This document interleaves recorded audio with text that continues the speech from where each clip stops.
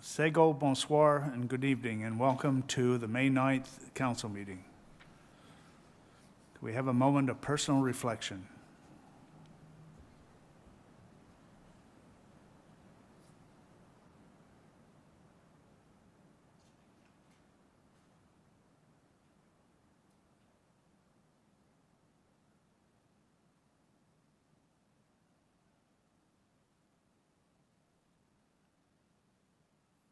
Thank you.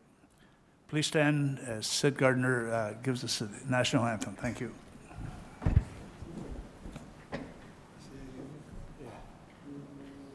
O Canada, our home and native land, to patriot love in all of us command. Car ton bras sait porter l'épée, il sait porter la croix. Ton histoire est une épopée des plus brillants exploits.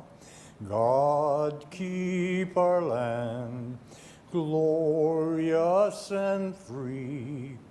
O Canada, we stand on guard for thee. O Canada, we stand on guard for thee. Thank you. Please remain standing for the Ukrainian national anthem.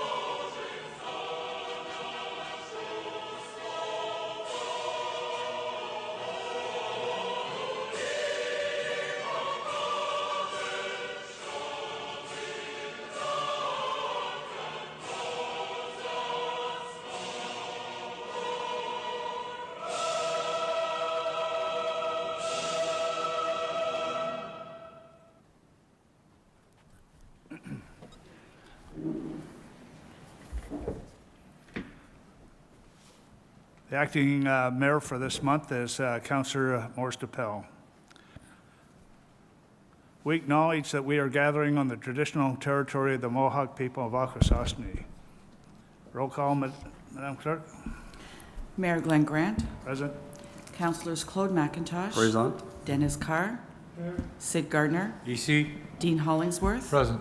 Caroline Hébert. Présente. Councillors Elaine McDonald. Present. Todd Bennett. Present. Justin Towndale. Present. And Eric Bergeron. Present. Councillor Maurice DePel sends his regrets, Mr. Mayor. Thank you. Are there any additions, deletions, or amendments to this evening's agenda?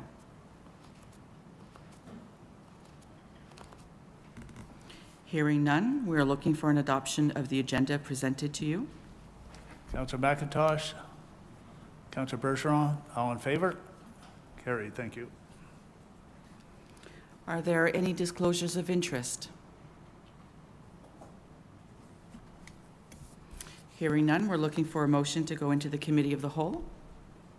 Councillor Gardner, Councillor Hollingsworth, all in favor? Carried. And we are also looking for a motion to adopt the minutes as presented. Motion, Councillor Towndale, Councillor Bennett, all in favor? Carried, thank you. This evening, we have a few presentations, Mr. Mayor. The first one is the signing of the Book of Recognition for Curia. And we have here this evening Niha Kug to sign the Book of Recognition. Welcome.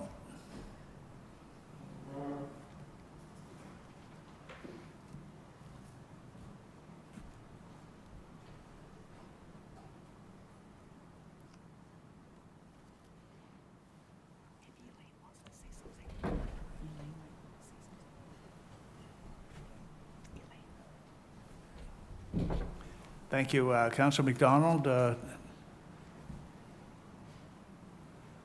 Well, thank you, Mr. Mayor. I want to commend Curia and Ms. Hugh particularly for the leadership that you show in trying to advance healthy and wholesome labor relations in our community.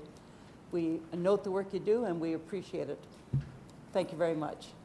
Thank you for having us.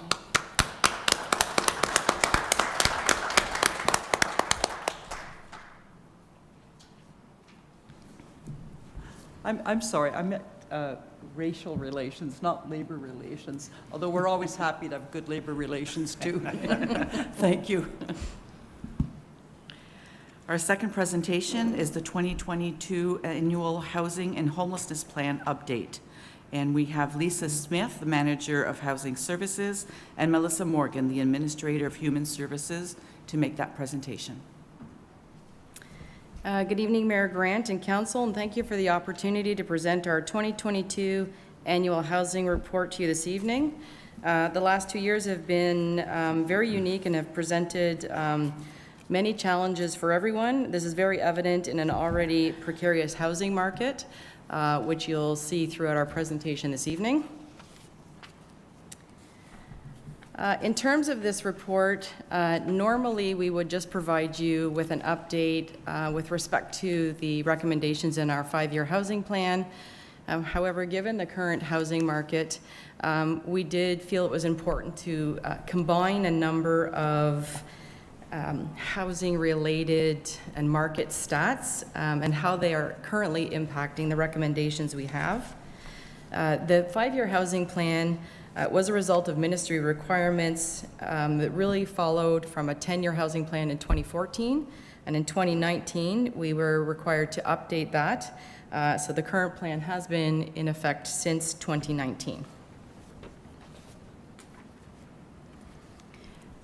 The first piece of information that we would just like to cover from the report is speaking to how we have managed housing through the pandemic. Before the human health care crisis that we've been experiencing began approximately 2 years ago, we were already in a housing crisis. What essentially has happened is that the layoffs, driving up of housing prices that we have seen have just exacerbated this crisis, coupled with the fact that essentially we had to delay plans and delay on moving forward with some of the very important work that we were undertaking as a department and as a community. At this point, we're recommitting to revitalizing, reinvigorating these activities and moving forward. So to begin the report, we did want to provide some information on current market statistics. The information on this slide is from February 2022, but it is important to show emerging trends in home ownership, as it is a driving factor for lowering rental vacancy rates. Unaffordable home ownership means that more renters are in the rental market as opposed to the home ownership.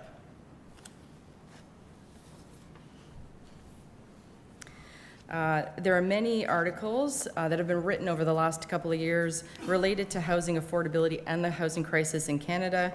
Again, especially now, which is more evident since the pandemic, and is really impacting small urban and rural communities like ours.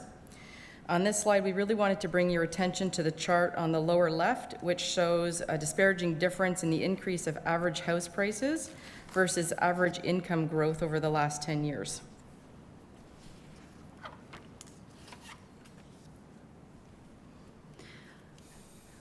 We also wanted to anchor this report in the realities of the state of housing in our community.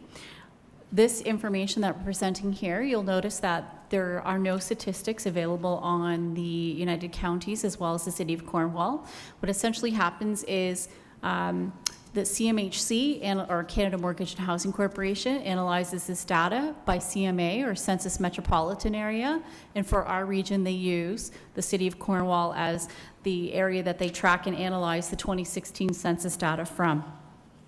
Just to understand affordability, there's a couple of different ways you can look at it. You can look at shelter cost to income or average market rents or alternative average market rents.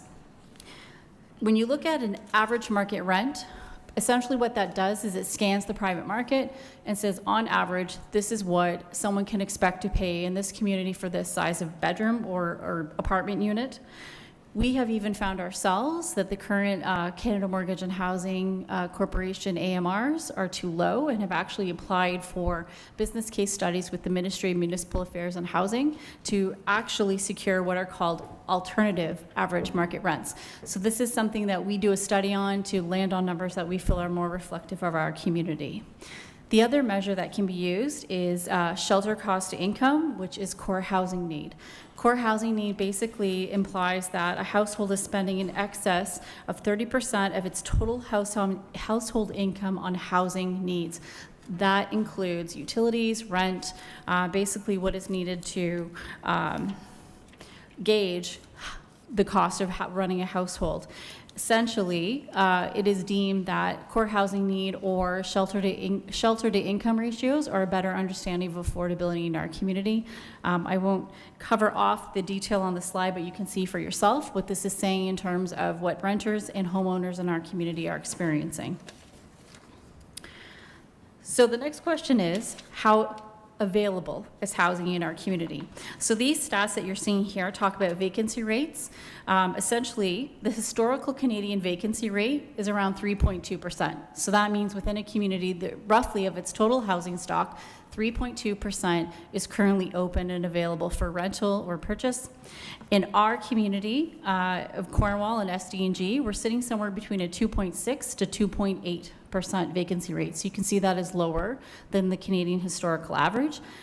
We compare statistically better to data available on comparator communities, but essentially that data is from 2016. So at this point, I think we can all say that those are just a reflection of what we best know, but we may have heard or experienced information in our community that might tell us that that vacancy rate is a little more, is lower than what that number would indicate.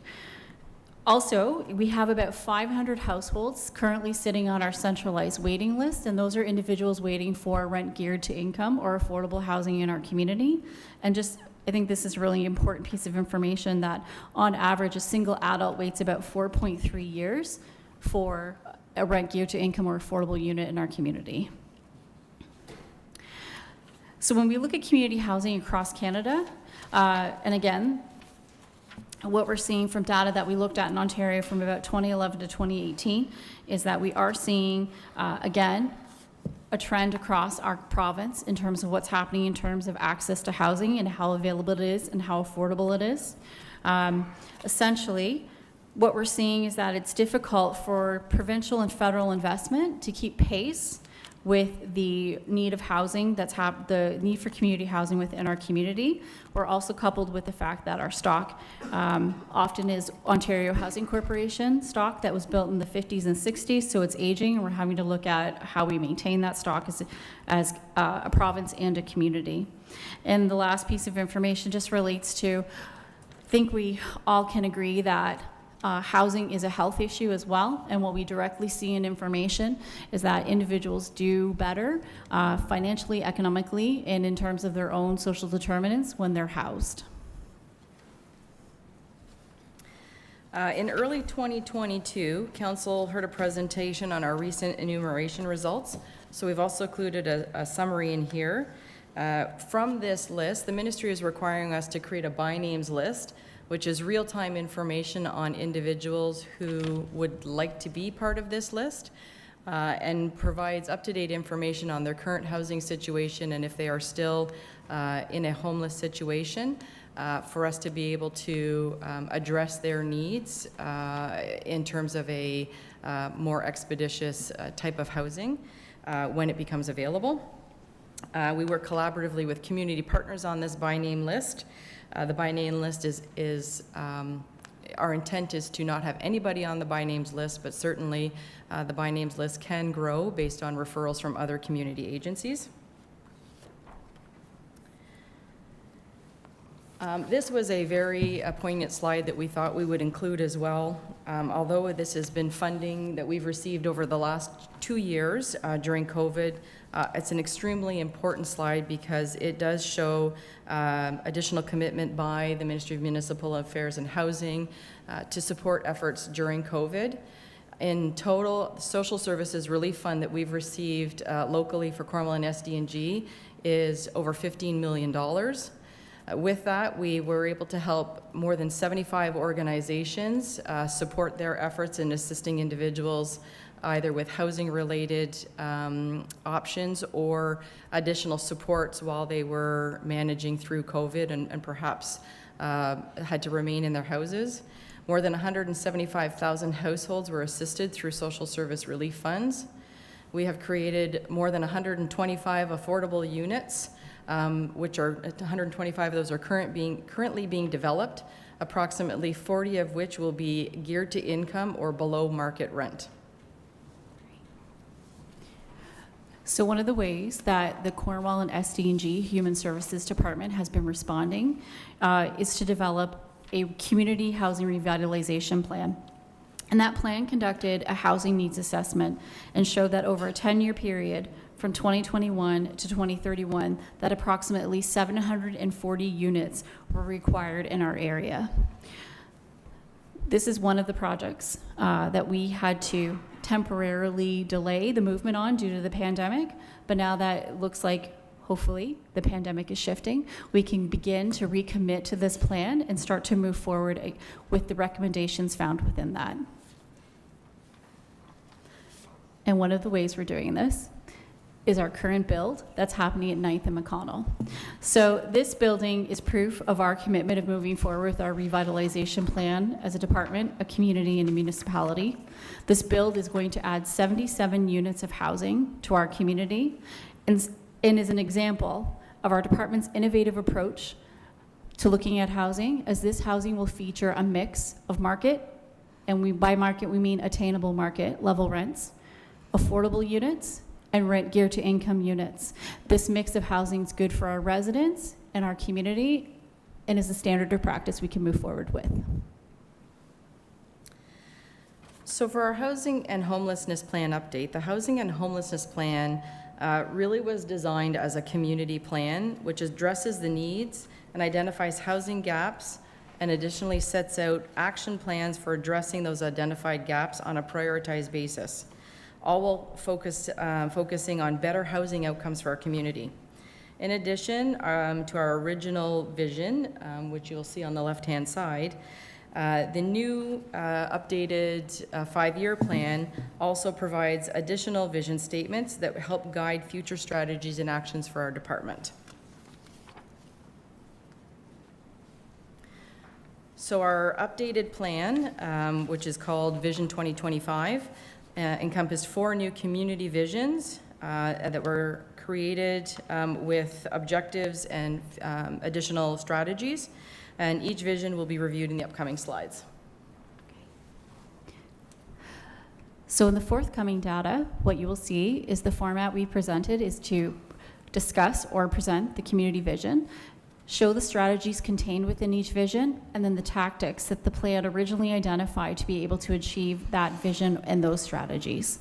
So Vision 1 is that people experiencing a housing crisis are housed and sheltered, and essentially our key focus in this area is to expand community awareness of the issue of homelessness, support community initiatives where it aligns to service manager priorities, our funding programs, and other plans and initiatives happening within the community.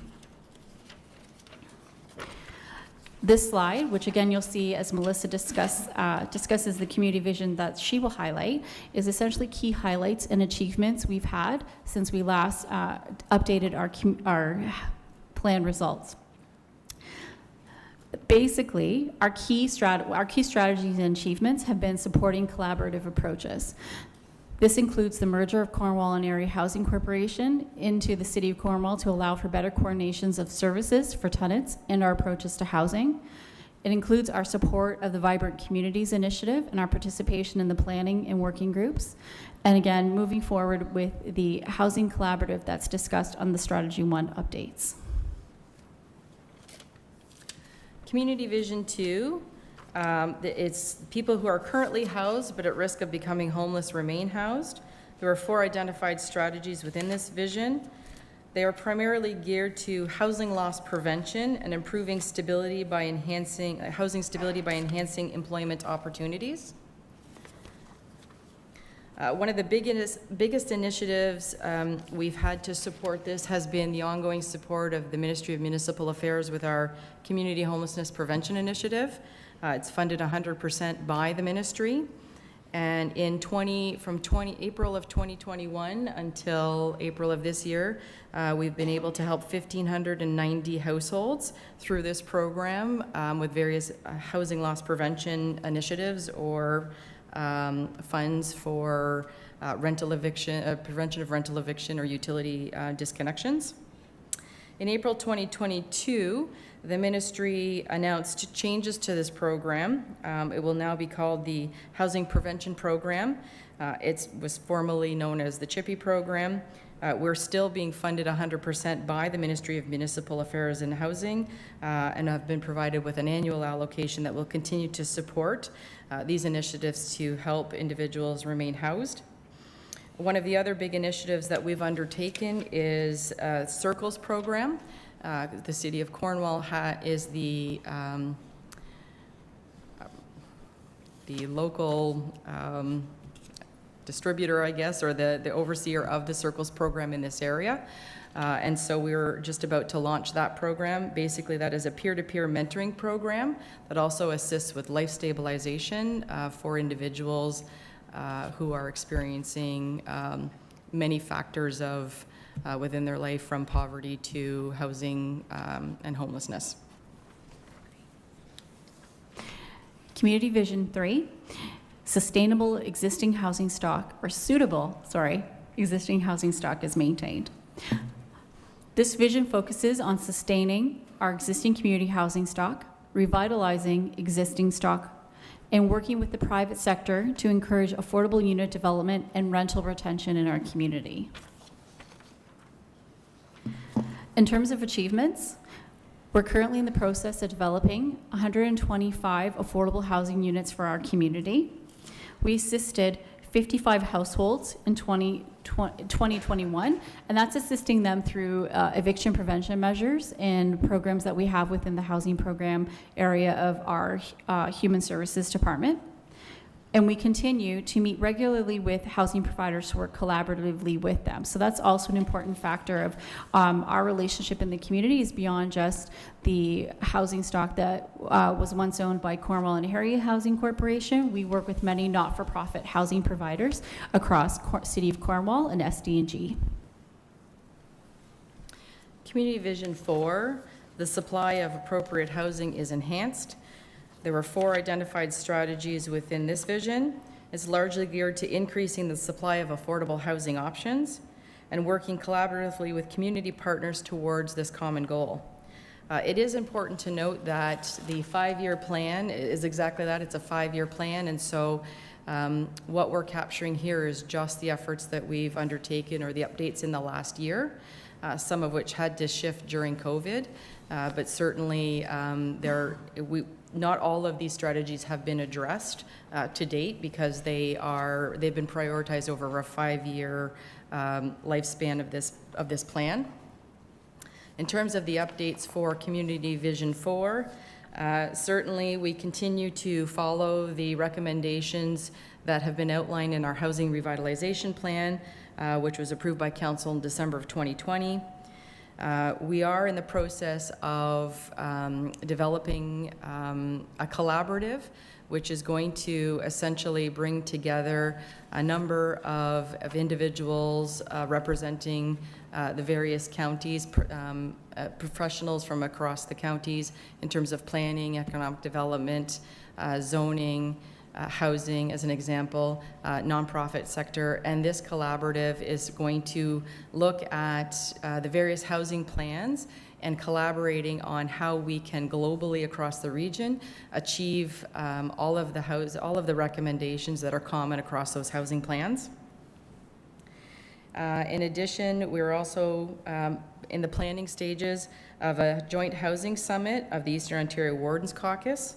And we will be attending that housing summit. The CAO and I will be attending that housing summit in the middle of June. And again, that is to now look at commonalities from the eastern region, the Eastern Ontario Wardens Caucus, again on commonalities and how we can work together as a much larger region to advocate to federal and provincial levels of government to help achieve some of our common goals. So in summary or wrap up, what's happening in housing today is a complex issue, and it's going to take a multitude of solutions and approaches to look at how we address this together. And this isn't something that can be done alone by a single municipality, agency, or organization. It's going to take a collaborative approach. We're all going to have to come together as partners, play different roles and different pieces of how we're going to address this issue. And again, we just want to leave you with that idea of we're committed to working together with our community. That will continue to be our approach as we move forward. And that is the end of our presentation. Thank you very much. Very thorough report. Questions? Councillor McDonald. Thank you, Mr. Mayor. And I want to thank the presenters for the report, but I have to say it's a barrage of information that is almost overwhelming. And so that having been said, I want to say, first of all, when we started this program and we had the consultants here presenting to us and their conclusion being that we needed 740 units over a 10-year period, I thought that was just probably a stat that was true. That was what we needed, and we needed it, that's all. I didn't think it was anywhere within our power to achieve it. But I am so encouraged every time I drive down 9th or McConnell and I see that building going up and the rate at which it's going up. So suddenly this has become doable. But I also want to say that it wouldn't be doable if we were on our own. So I think that the objective of the summit with the Wardens Caucus in June, I guess, which is to strategize on how to best lobby the province and the federal government for support for our initiatives, I have great confidence that it might actually happen and bear fruit, because we're seeing the evidence right there at the corner of 9th and McConnell all the time. Because we wouldn't be able to do that without the money that the province has been affording us. I mean, we're making our contribution too, but obviously the seed money is coming from upper levels of government, as it should, and it's actually happening. So congratulations, and I'm glad you're not getting discouraged, the two of you who are leading this so well. I do have just a couple of questions, though. And I guess if you look at page 9, that is one question I have. I'm just a little bit bewildered by the, I'll wait till you find it.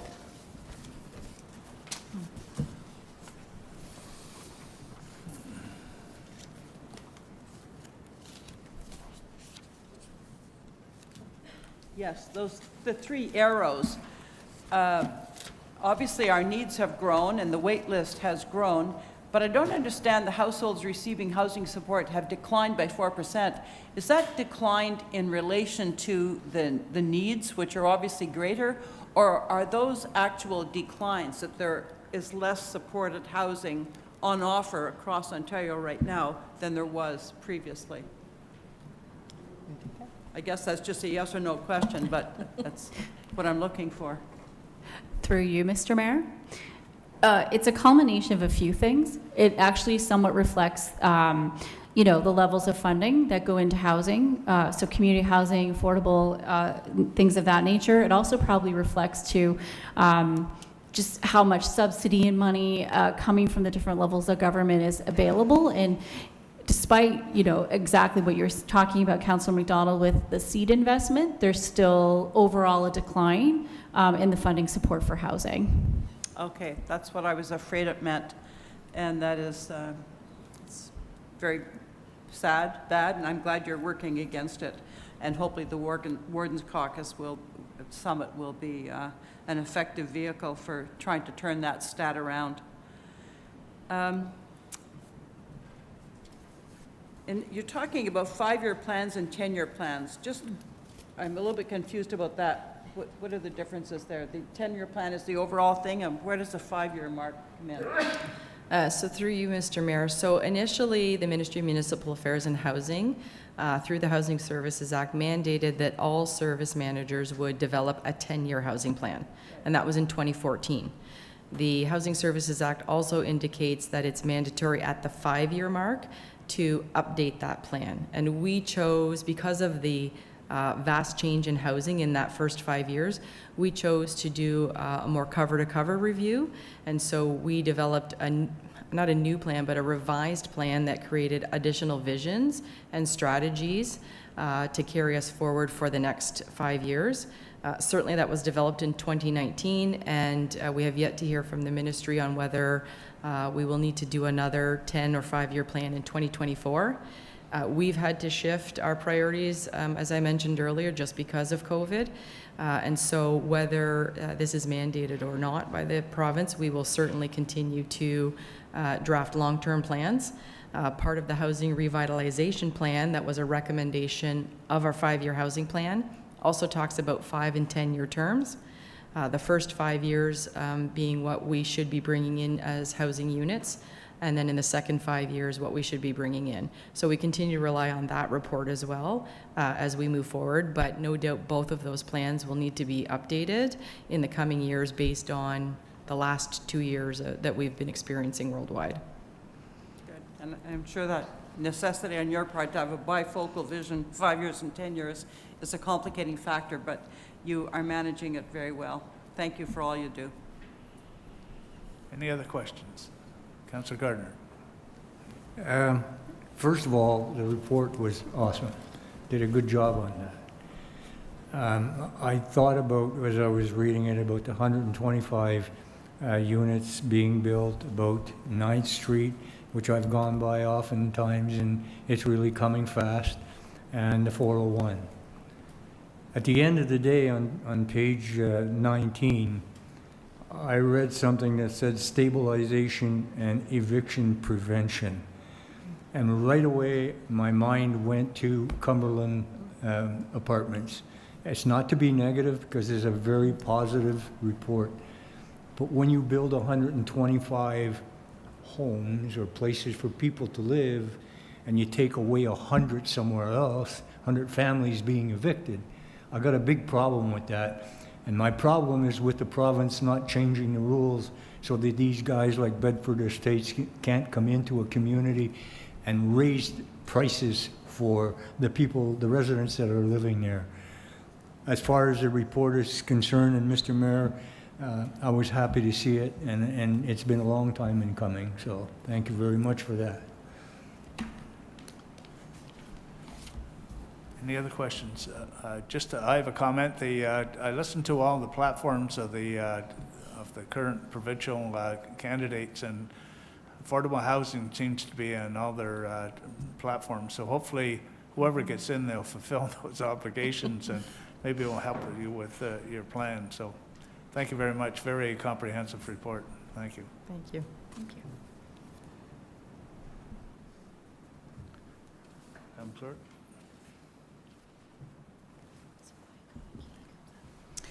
We have a third presentation this evening, and that is the Mayor's Housing Task Force presentation. And we're going to ask Catherine Wells, Strategic Planning Coordinator, and Melissa Morgan, Administrator of Human Services, to make that presentation.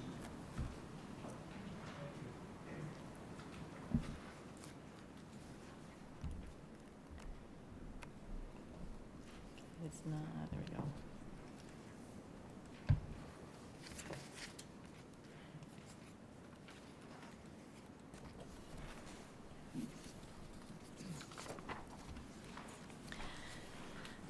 So thank you again, Mayor and Council, for allowing Catherine and I to present make a presentation on the Mayor's Task Force on Housing. Just a bit of a background on the Mayor's Task Force. This was part of Council's strategic plan from 2019 to 2022, and the pillar was growing quality of affordable housing stock, including affordable housing. And that was identified as a priority, and the Mayor's Task Force was a direct action of that strategic plan. The Mayor's Task Force was to provide evidence-informed and action-oriented observations and recommendations for Council, and it was to adopt a wide range of housing options for the community. The Mayor's Task Force was tasked with presenting a coordinated and practical set of recommendations designed to guide Council as it makes decisions to address Cornwall's available housing supply. So the Mayor's Task Force on Housing comprises of no more than 13 voting members, and being that this is a Mayor's Task Force on Housing, these positions were appointed by the former mayor at the time. The members of our current task force is Mayor Grant, our MP Duncan, MPP McDonnell, Councillor Councillor McDonald representing the City of Cornwall, Melissa Morgan, Mark Ballo from the City of Cornwall. We have Brigitte Duguay, who's representing the Réseau Soutien, Glenn Volbrecht from St. Lawrence College, Luc Mario from Grant Mario Construction, Marianne Leger from Remax Marquise, Martha Woods from EOTB, Christine Penny from Cornwall Community Hospital, and Sterling Osmond, a member with lived experience. So these individuals have backgrounds that in various ways relate to the portfolio that the Mayor's Task Force was discussing, again, which is a range of housing options. We also have several City of Cornwall support staff that supported this group. They're listed on here, including myself, to provide advice and provide expertise to the task force as needed, as well as ad hoc members, which are also listed. So these were individuals or organizations that attended certain meetings. We received their feedback, and were also participants. So in terms of the planning, despite COVID, over the past year, task force members continued to meet on a monthly basis. We did that via Zoom at the very beginning of 2021 and then moved to in-person meetings. Several meetings, as Catherine had mentioned, included presentations from many organizations, which allowed the task force to understand the implications of housing needs and the crisis in Cornwall. The task force was asked to submit recommendations to administration. These recommendations were vast in numbers and vast in common areas and visions. And so one of the things that Catherine and I had decided to do was on March 21st, we convened the task force for one last time in a half-day strategic planning session where we summarized all of the recommendations into common themes and then tried to capture as much as we could all of the recommendations that the community partners and stakeholders provided to us in a comprehensive way that were within the scope and mandate of the Mayor's Task Force to be able to accomplish. At the conclusion of that planning session, the final draft recommendations were composed. So throughout the year that the Mayor's Task Force on Housing met, they did receive a variety of presentations. They're all listed on here, And these presentations were based on several factors. The first factor is that, Cornwall is certainly not the first community to do a mayor's task force on housing. So we were certainly able to speak with our counterparts in other communities that have done a mayor's task force and talk to them about which topics and presentations were most valuable to their community. So we certainly use that information in preparing presentations. Of course, upon member request, we had members of the task force who wanted education or a specific presentation for their knowledge to help them develop recommendations. So that was factored in. And of course, current important topics in housing also played a factor in who was giving presentations to the task force. So they're all listed here. You can see there's quite a bit of information that was given throughout the past year. So in terms of the draft report, we have included the draft recommendations for council this evening. As mentioned earlier, it was quite evident to Catherine and I early on that there were a number of common themes that we could certainly use as headings, and then draft recommendations and comprehensive but very flexible recommendations in each of these themes. So on this slide, you will see the key themes that we have that we'd come up with. We have a housing first approach. It includes 7 recommendations.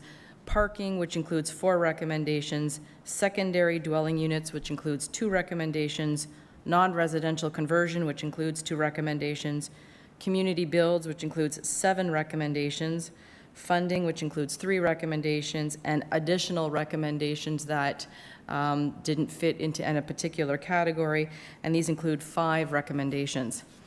It's important to note that this was a community process that included that the mayor drafted and included council representation and community stakeholders. It is a living document. The draft recommendations are a start. Certainly as administrative staff continue to work with this over the next several years, and as housing evolves within our community, so too will these recommendations. Certainly they're not the final recommendations, although we'll present them as final recommendations. They have the opportunity for expansion and to have new recommendations brought on board either via administration to council or council to administration. Just further to Melissa's comments, so of course we're doing our presentation here today, which gives council the opportunity to take a look at those recommendations, and a final encompassing report will be coming to council on May 24th. And at that time, if the report is approved by council, it will allow us as staff to move forward. One of the recommendations, as council will note, is the creation of a staff internal group so that we can continue moving these recommendations forward. We can act upon them. And then, of course, any future updates and approval of future recommendations will be brought forth to council when required. Thank you, Mr. Mayor. Thank you. Thank you, Melissa and Catherine. Questions? Councillor Bennett? Thank you, Mr. Mayor. One thing I saw in this report that I really liked is that you went to other communities that have done this exercise already, and Kingston was one of them. So I'm assuming they've already started to implement some of the recommendations. Did they give any kind of an indication of how long they expected their plan to start having an effect, like a real tangible effect? So through you, Mr. Mayor, certainly, much like all of us, Kingston developed and adopted their plan right at the beginning of COVID. And so all best intentions, they moved forward as best as they could with their recommendations, but had to pivot and certainly look at other housing options. Like any other community, they will probably see, ups and downs of the recommendations and have to expand and contract on their recommendations based on what's going on within their community. Certainly Kingston has a number of other challenges than we will. Their vacancy rate is probably one of the lowest in Canada. And so they have much larger challenges ahead of them than we do here. Yeah, I was just curious, timelines as to, hopefully when we can start to see some of the fruits of the labor that's gone into this. You know, whenever I read all these things, it always comes back to provincial and federal funding. But what I liked about some of our recommendations here is we're not, basically, a lot of these recommendations aren't tied to federal provincial funding. A lot of these are in-house things that we can do. So I'm really looking forward to seeing your report on the 24th and get acting on these things right away. Thank you. Councillor McDonald. Thank you, Mr. Mayor. So we don't have the same list in our book that you had on the screen when you had those 7 themes or the common areas. If you could flip to them, please. Sorry, I don't It's the have. slide before the next step slide. Right, so I don't have the There, that the one. actual recommend, so in your package, in your council agenda, following this, you have the draft recommendations. Okay, so, well, my question, why you've got it on the screen, do you have a way of measuring how successful we'd be, that we could be really precise? Like, for example, like community builds, will you be able to track these sort of things by permits obtained? And what does that community builds mean as opposed to, well, secondary dwelling units? Like, what is a community build, I guess? That's question 1. Through you, Mr. Mayor, that's a very good question, Councillor McDonald, and we will certainly be providing more insight in that in the final report on the 24th. However, just to expand, community builds are more when we're looking at, for example, working with Habitat for Humanity would be an example, Okay. having the community come together. In terms of your comment regarding measurables, there are recommendations that talk about keeping a log of permits through the building department. That's certainly a way of measuring, working with our provincial and federal counterparts on looking at some of their funding programs. So certainly the measurables are different for each recommendation, and that's something that the internal working group will be paying very close attention to and notifying council of. For sure, good. And then non-residential conversation includes 2 recommendations. What's that mean when it's at home? Oops, typo, sorry. Should be conversion. Oh, thank you. So that would mean like a commercial building converted into apartments or whatever. Through you, Mr. Mayor, absolutely. It could be a commercial building converted to residential, or maybe a portion of it. It could be perhaps a parking lot that a residential unit is added, that along those lines. Okay, good. And I guess a general question about parking, because this seems to be kind of a stumbling block. I know when I served on the board of Cornwall Area Housing Corporation, it's increasingly obvious that everybody wants a car and they want a place to park it. And it seems to be a reasonable desire for people to have a car and a place to park it. But some of the plans, like, for example, secondary dwelling units and things like that might not necessarily allow for parking, or how essential do you feel, after all your work, that parking is? That if you have a bedroom somewhere, you should also be able to have a car with a place to park it outside?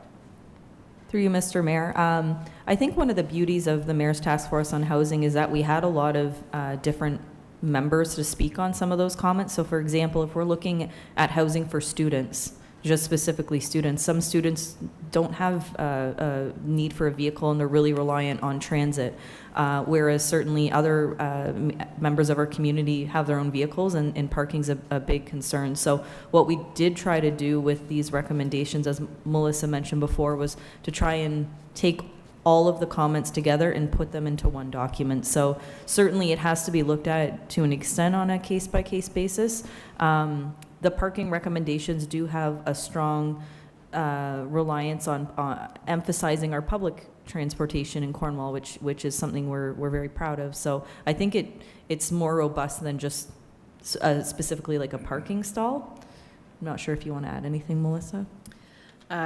No, I just think that, again, we had members of city staff also be part of this strategic planning session, and so certainly we broke up our strategic planning session in each of these key themes, and so there were the experts, if you will, from other city departments at these sessions, and so everybody in our strategic plan had the opportunity to attend each group and provide their input, and also hear something from the department on, you know, what might be achievable, what might not, and certainly what could be looked at going forward. And so we didn't really want to stifle any recommendation.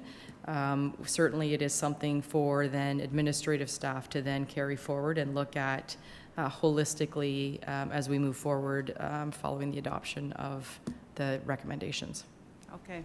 At least 2 of the 4 parking recommendations do suggest to me that we aren't necessarily looking to have a parking lot physically attached to a dwelling. Like, for example, the second one, parking minimums going on to alternatives, parking spaces and alternatives. So I'm presuming by that you'd mean parking spaces that could be dedicated for the tenant, but they wouldn't be on site. They might be across the street or maybe in a lot half a block away or something like that. Is that what that means? Through Mr. Mayor, it certainly could mean that. As Melissa mentioned, we received a lot of feedback. So your description right now is one we received. We received feedback on perhaps, for example, if it was a non-residential conversion where part of this residence was, or part of this unit was commercial and residential, would there be the opportunity for that tenant to park in some of that commercial space? There's a whole host of possibilities that I believe staff will really delve into once our kind of internal working group is created. Okay, and I like the 4th one there, the suggestion of on-street parking. I feel that that's got some potential to relieve the situation for, you know, the construction of apartments where there isn't a parking space on site necessarily. But if we can somehow rent out space for parking on the street, that could take the pressure off. But this is a huge amount of work, huge amount. Good job collating all this, and I look forward to May 24th. Thank you. If there are no other questions, this was one of the best committees or task forces that I have personally had an opportunity to chair. To see the commitment of the community members that have come to every meeting prepared to talk, to bring recommendations, and the tenacity of those 2 ladies up there that ensured that, that people promised something, they delivered.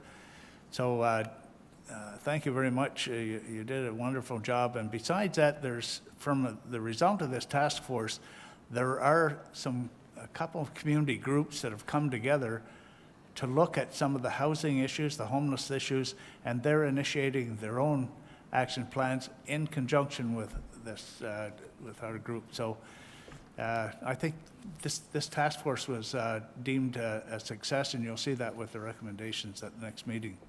So thank you very much for all your hard work.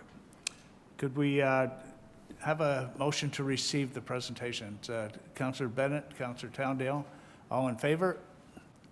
Carried, thank you.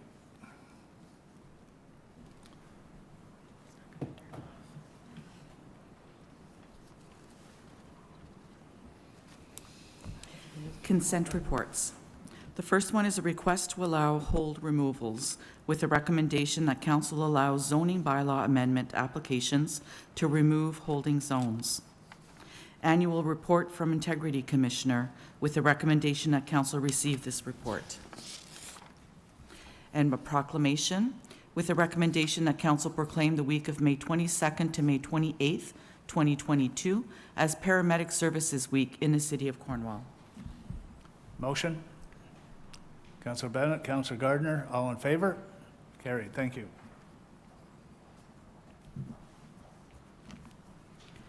Declaration of Affordable Housing Crisis, Resolution. Now therefore be it resolved that the Council of the Corporation of the City of Cornwall enacts as follows. 1. The City of Cornwall officially declare an affordable housing crisis, acknowledging that the City of Cornwall does not possess the resources to manage this crisis alone. And 2, that administration provides City Council with what will take to implement more aggressive targets and a framework for action in order to preserve and increase the affordable housing supply, increase access to housing affordability, and ensure people are supported to achieve housing stability and long-term housing retention. 3, that administration be directed to develop a long-range financial plan to meet the targets as set out in the Housing Revitalization Plan, and that council call on the provincial and federal governments to assist us by providing the city with long-term financial commitment to meet the needs of the community, and that the mayor and clerk be authorized to execute all documents to complete this matter. Motion, Councillor Bennett. Seconder, Councillor Towndale. Any questions? All in favor? Carried. Thank you. We are looking for a motion to receive the unfinished business listing for May 9th, Mr. Mayor. Councillor McIntosh, second by Councillor McDonald. All in favor? Carried. Thank you. Communication reports. Strategic priorities update with a recommendation that council receive this report. Motion, Councillor Bennett. Second, Councillor McDonald.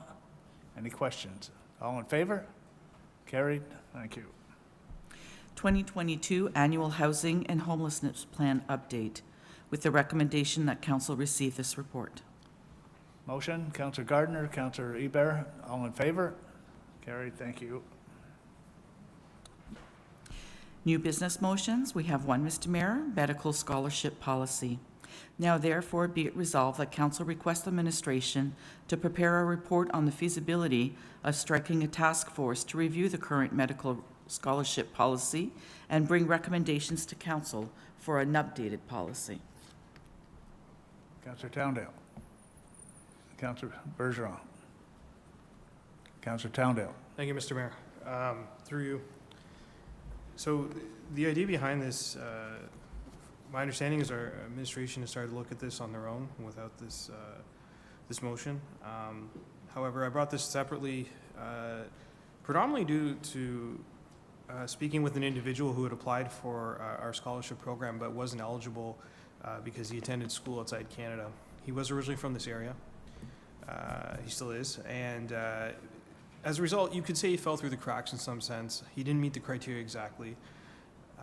And in discussing it with him and then looking at our policy right now, the way it's written, it requires applicants to be resident of Cornwall or SDNG and to attend school, medical school in North America, the United States or Canada specifically, not Mexico.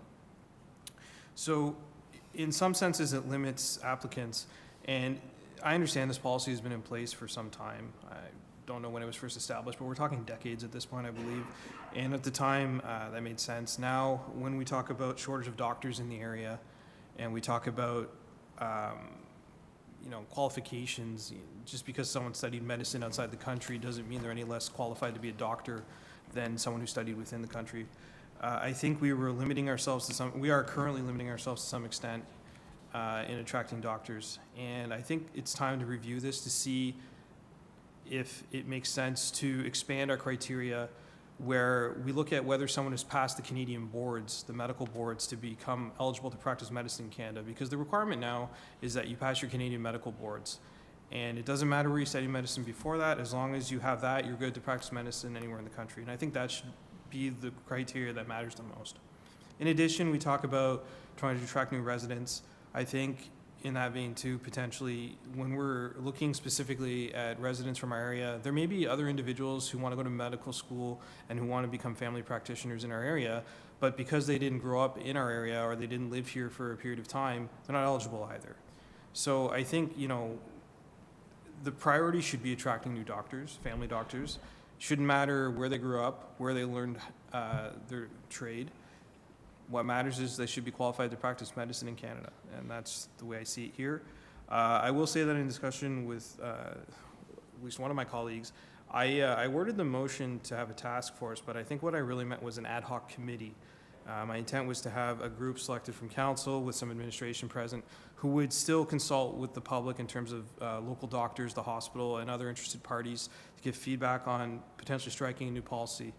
I did not intend to create something that would be more permanent. So on that note, Mr. Mayor, if you allow me, I'd like to amend my own motion to strike an ad hoc committee as opposed to a task force, if that's in order.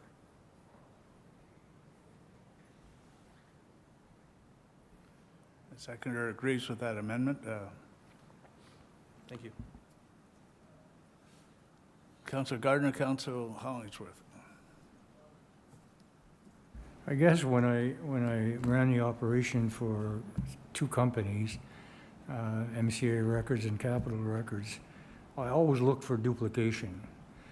And to me, this motion is a duplication of what's already in place with two doctors, Jeanette Despati, and an expert committee that takes care of what this motion is asking for. So I'm going to vote against it. Thank you, Mr. Mayor. Councillor Hollingsworth. A couple of questions, perhaps to Mr. Boileau.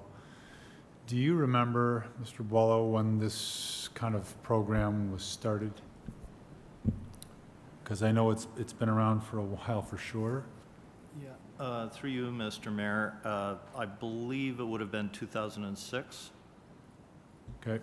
The second question is that, technically speaking, the scholarship and the recruitment, both of them or either or, are essentially facilitated by the city as per council direction, correct? Yes, they're two different programs. Okay, so that being said, Your Worship, and I articulated to my colleague how I like ad hoc better than task force. I mean, I hate to nitpick over semantics, so the fact that it's ad hoc makes me feel a little better. But the key thing that I think is noteworthy here is I realize we have a committee of some, professionals out there who do kind of council's, I guess, the review portion of council's bidding. But ultimately, the money is City of Cornwall taxpayers' money, and we, the council, represent those taxpayers. It's our money. It's the citizens of Cornwall's money. Therefore, the citizens of Cornwall, through council, should be the ones to determine the policy in terms of tweaks and ebbs and flows.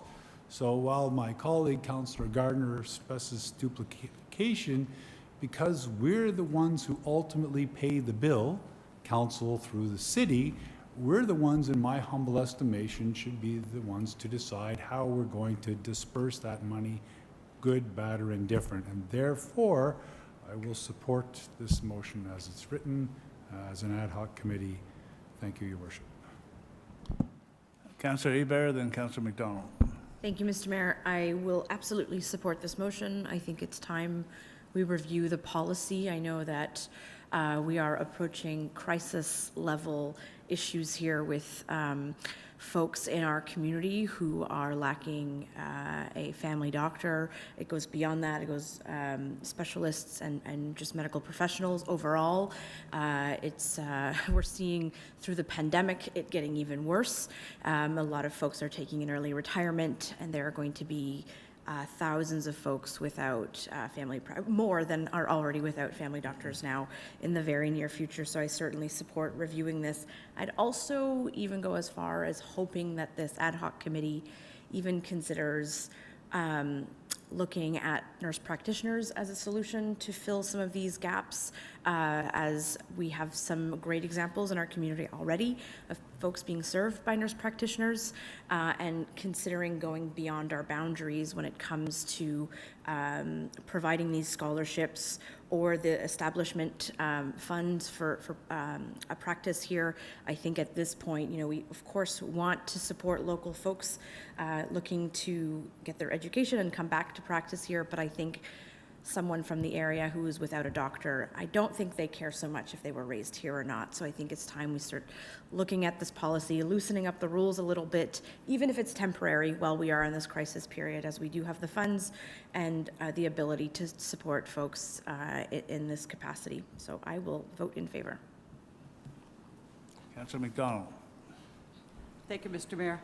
And I fully support the desire to attract doctors. And I remember being part of the council that voted that we would initiate these two programs. And I think they've been largely successful. But in my experience, I've seen a lot of changes in the programs over the years. So we've sometimes helped doctors in ways that aren't necessarily spelled out in the actual policy, because we recognize that the bottom line is always to attract more physicians if we possibly could. But when it comes to, and as Councillor Towndale said, it's actually happening now. Administration is working on this. But I'm a little bit alarmed to think that we turn something like this over to citizens as opposed to experts. I don't want to sound elitist, but when it comes to the medical needs of the community, I think that the medical doctor directorate, if you will, of the city, you know, a panel of doctors who deal with the needs and allocating the resources we have in the community should absolutely be on the panel. I mean, add citizens if you will, but a citizen can bring the expertise of their own and their neighbors' experience and maybe their families, but as far as having an overall umbrella covered understanding of the needs of the whole community, let's keep those medical specialists there, please. Oh, yeah.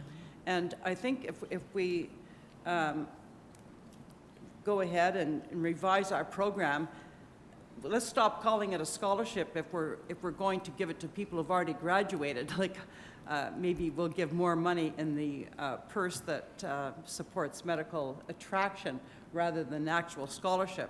Because once you're finished school, you don't have quite the same need of investment that a student will. For example, I think we give $150,000 to students, and I think I don't know if the other purse there for the attraction, I think it's lesser, but it might be more important to direct that to a graduate. But I think that the committee that's already working on this should certainly keep going. I've got great confidence in them, and if they need more help, hopefully they'd ask for it. But I think this is underway, and I think we should let it go ahead as is. So I'm not going to vote for the recommendation.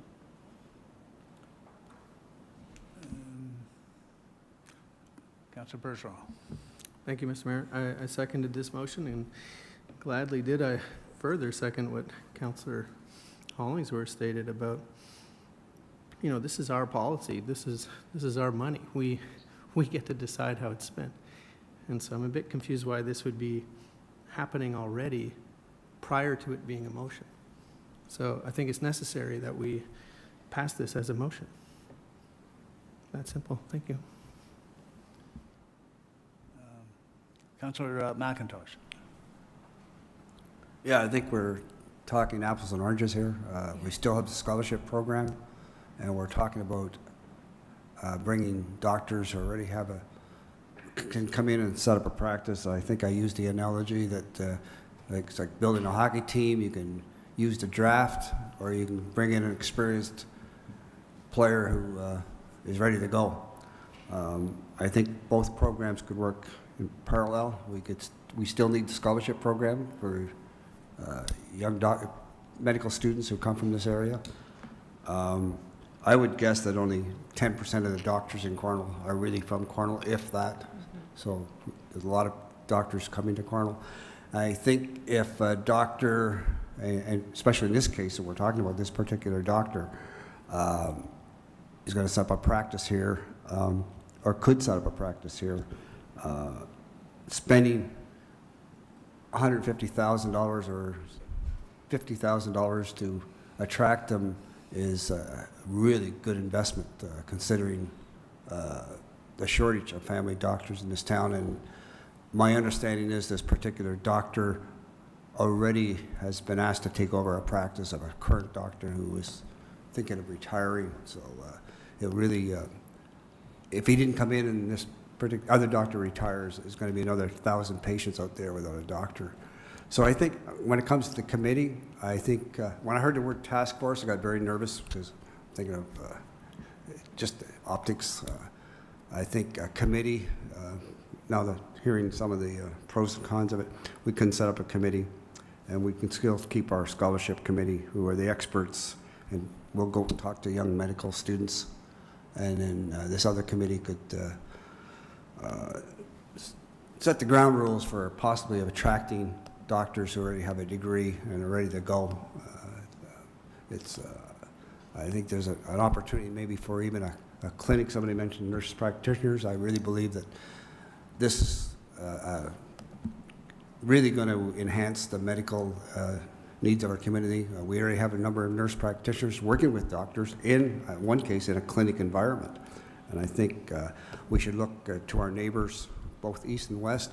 They have set up clinics owned by the municipalities, and doctors rent space in there. So I'm going to support the motion just based on the fact that my only question is, when does this committee report? Is there a timeline on it? I understand the doctor in question that we're talking about is now in residency in a New York State hospital, so I don't think it's a case where he wants to arrive tomorrow. But I think this committee should be definitely, I think Dean mentioned, in this term of council. So I would be looking forward to some kind of a recommendation on revising or setting up a new way of doing things, probably by the end of the summer. Point of order, Mr. Mayor. Go ahead. We're discussing the development of a policy, and I think quite often we're referring to a specific individual. I don't think we're about to tailor a program based on one individual experience, and I'm very uncomfortable. It's becoming a personal job interview almost. I think we're a little bit off the rails. You're right. I agree with you. This has nothing to do with any one person. Any other discussion? Councillor Towndale. If I could wrap up, Mr. Mayor? Oh, I haven't spoken yet, but I'm just Okay. giving, I thought you haven't spoken yet, so I was No, going to fair give enough. you an Just opportunity to. Keep me in mind, please. Okay. Thank you. So I'm not going to support the motion for a number of reasons. Currently, we have a committee that we heard earlier that they're going to meet this week to talk about recommendations on these programs and bring them back to us. To me, you can't ask for anything more expeditious than that. And again, I'm hearing about, as Councillor McDonald just said, we're hearing about design for one person. Well, I don't think a program is going to be designed for any one person. It's going to be designed for anybody who has the ability to and the qualifications to apply. So if we look at what we could do currently, we have a committee already in place that are professionals, and regardless of where the money comes from, there's all kinds of outstanding committees that decide factors, and they bring recommendations back to our council. So we have, right now, a meeting proposed for Wednesday, could bring back a report on our next meeting on recommendations that would fulfill all the necessary requirements that an ad hoc committee would. And so by the time we get an ad hoc committee put in place, et cetera, et cetera, et cetera, you're delaying a process that we deem, as I see right now, we deem that should be expedited as soon as possible. So I can't support it because we're, as Councillor Gardner said, we're basically duplicating a process that we currently have. Let's let the professionals do their job. And Mr. Boileau, I don't know if you, after Councillor Towndale, if you have any input, because you're our management rep on that committee. Mr. Mayor, I'm not sure if you want me to provide any commentary now or following final comments. Okay. Go ahead, Councillor Towndale. Thank you, Mr. Mayor. So I've heard some good commentary tonight, some good input. I'd like to just clarify, this isn't about replacing the selection committee that exists for reviewing applications for the scholarship. This is about striking an ad hoc committee to review the existing policy and provide recommendations. We did the same thing for parking. We did the same thing for community grants. I would say the medical scholarship is just as important as these, or more important than these current programs. Other issues I heard that were important, there's a good point raised by Councillor Hebert about nurse practitioners. Didn't occur to me, but that's something I think that this committee could look at and discuss in great detail. You know, I was injured on my last military course. It was a civilian nurse practitioner that actually provided treatment for me, not a doctor. I heard other commentary about the naming of the committee or the policy, the committee composition, the idea of having municipally owned clinics where new doctors can set up and practice. I think that's something this committee could potentially quickly look at. I do agree that it should be, you know, a process that comes back to us at the end of the summer, not something that drags on too long. So maybe that's too much of an undertaking. But we've done this for other programs that the city runs, especially when it concerns city funding and city money. So I would say it's the same process we've done before in the past. So this shouldn't be any different. In fact, I'd say this is more important. Thank you.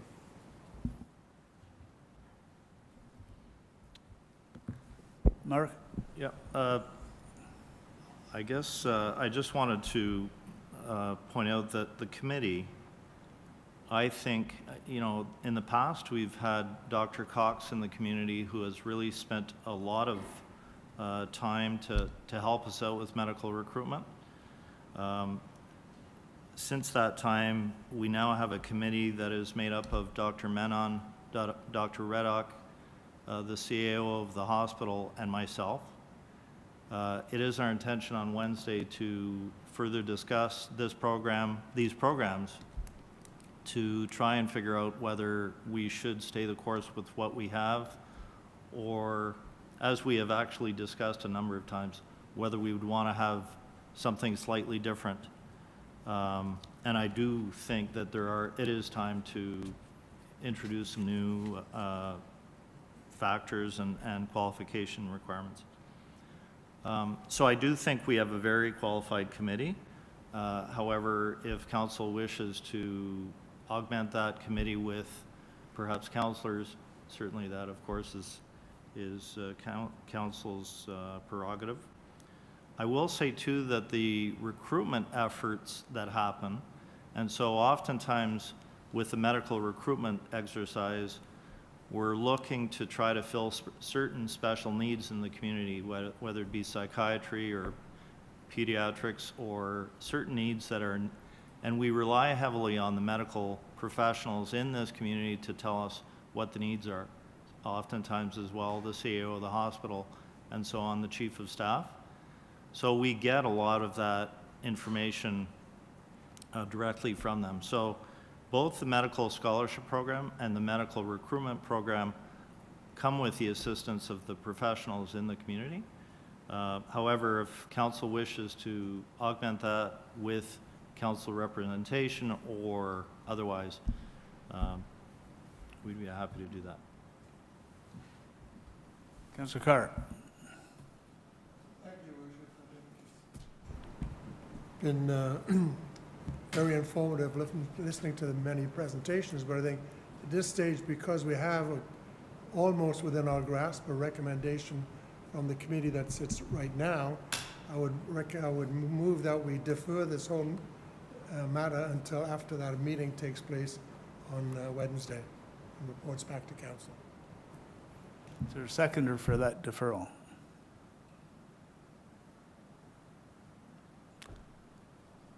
Sorry, Dennis. Okay, everybody heard the question. All in favor?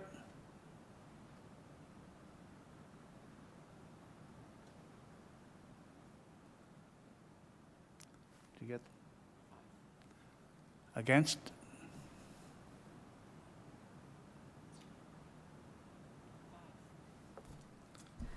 So the vote is 5-5, so it is defeated for want of majority.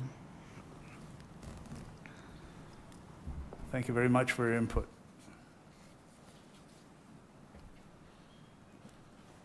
Madam Chair? Moving on to bylaw, we have one bylaw, 2022-56, and we're looking for a motion to adopt that bylaw. Motion? Councillor Gardner, seconder. Councillor Towndale, all in favor? Carried. Thank you. We are at the reports from standing, advisory, special, and ad hoc committees, Mr. Mayor. Any reports? Councillor McDonald. Thank you, Mr. Mayor. I would just remind everybody that the deadline for making nominations to the Hall of Fame for the Arts is July 1st. The process is an easy one at the Arts Hall of Fame for Cornwall online. Easy to find.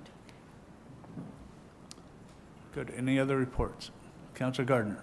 Just a comment on the chicken dinner on Sunday that's for the arts, sold out. Thank you. Councillor McIntosh. Yeah, through you, Mr. Mayor, maybe to Mark. Mark, do we have a bylaw that prohibits ATVs from using city property, parkland especially? Through you, Mr. Mayor, I'm not a specialist in this. I know ATVs are not to use rights-of-way. With respect to parks, I'm not sure the answer to that, but I can find out for you and get that for you. I only bring this up, I was confronted by a fast-moving ATV on the Gainesville Bike Trail last week, I think it was. I think it's a dangerous situation. Also, I noticed on the apron between the bike path and the highway, the ground is ripped to shreds, and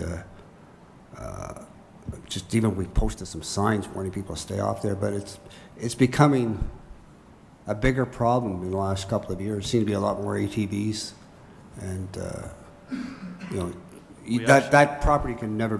You have a tough time repairing that if you take a look at it, and I don't know. It's just yeah. We had a similar problem. I don't know if it was because of COVID and fewer people out in Lamoureux Park, Gano Park during the winter, but snowmobiles traveling at pretty high speeds, and of course the police have difficulty dealing with that, as do our bylaw officers, so I understand the point. It's really hard to police because, you know, police can't be everywhere. It's the whole thing. Like trying to prevent a robbery at a store, you have to be there. But it really, I'm really discouraged the way they've torn up the property. It just looks terrible. Any other? Next. Next is the confirming bylaw, Mr. Mayor. So we are looking for a motion to adopt that bylaw. Motion, Councillor Carr, second by Councillor Towndale. All in favor? Carried, thank you. Motion to adjourn, Councillor Hebert, Councillor McDonald. All in favor? Thank you. Another good meeting.